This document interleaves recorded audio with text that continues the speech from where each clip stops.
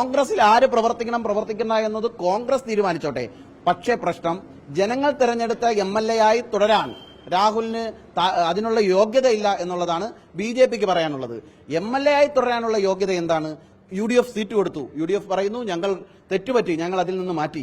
Youth കോൺഗ്രസിന്റെ സംസ്ഥാന അധ്യക്ഷ സ്ഥാനത്ത് നിന്ന് കിട്ടിയ സീറ്റാണ്, ആ സ്ഥാനത്ത് നിന്ന് പുറത്താക്കി. എന്നാൽ ജനങ്ങൾ ഇത് സഹിച്ചോളണം എന്ന മാനസികാവസ്ഥയിൽ അംഗീകരിക്കാൻ പറ്റില്ല.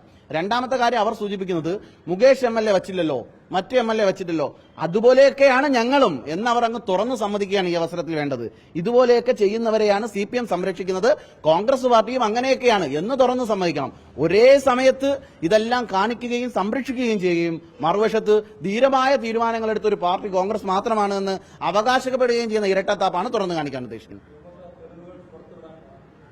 വരും ദിവസങ്ങളിൽ ഇതിന്റെ തെളിവുകൾ പുറത്തു വരും.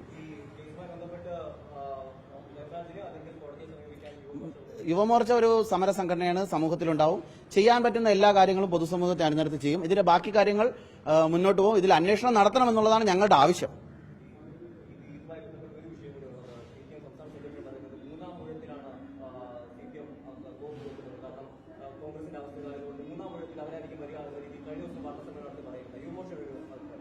അല്ല, ഇത്രമാത്രം അഴിമതിയിൽ നിൽക്കുന്ന, കെടുകാര്യസ്ഥതയിൽ നിൽക്കുന്ന, ജനങ്ങൾ വെറുത്തു നിൽക്കുന്ന, ജനങ്ങളെ ദുരിതപൂർണമായ ജീവിതത്തിലേക്ക് തള്ളിയിട്ട് മറ്റൊരു ഗവൺമെന്റ് ഏതാണെന്ന് ചോദിച്ചാൽ സംശയമായിരിക്കും. തുടർച്ചയായ ഭരണത്തിന്റെ തുടർച്ചയായി അഹങ്കാരവും അഹന്തയും ഒക്കെ വലിച്ചു വളർത്തുന്ന ഒരു സാഹചര്യമാണ്.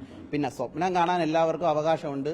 അത് കേരളത്തിലെ മുഖ്യമന്ത്രിയും കണ്ടോട്ടെ. മൂന്നാമതൊരു ഊഴം മുഖ്യമന്ത്രിക്ക് ഉണ്ടാകില്ല എന്നുള്ളതിൽ ഒരു സംശയമില്ല.